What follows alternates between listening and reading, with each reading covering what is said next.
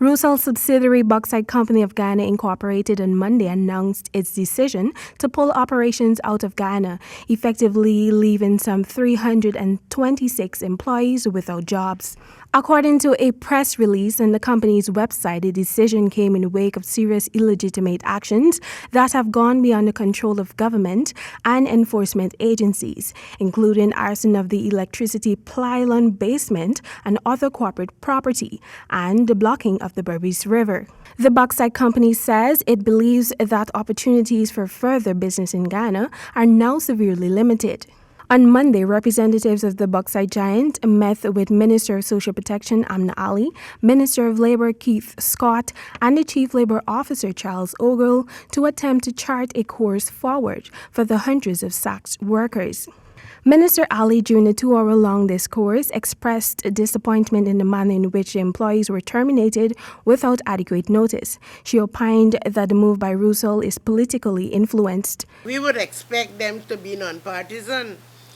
We don't expect them to take sides, but the impression we are getting is that they are taking sides. The fact that at this crucial time, when it is close to elections, you move from 142 to 288 and now to 326 workers, I believe that there is political mischief afoot. And I believe that our workers should not be caught into any political situation or gimmick. Immediately prior to its closure, Rusal had randomly terminated over 300 workers. The services of the first 142 workers were terminated on January 23 on claims of fuel shortages. On January 30, another 146 employees were sacked. The workers responded to the indiscriminate firing by forming blockades in the Berbice River, which the company uses to transport goods. The final 38 employees who were still on the job are now also unemployed following the announcement of the company's closure. Rusal's country representative Vladimir Permiakov at the recent meeting held with Minister Ali maintained that the blockades orchestrated by the disgruntled workers severely hindered the company's operations. He also stated that the promised duty-free concessions were not granted in a timely manner by the Guyana Revenue Authority, which resulted in fuel arriving late to the mining sites.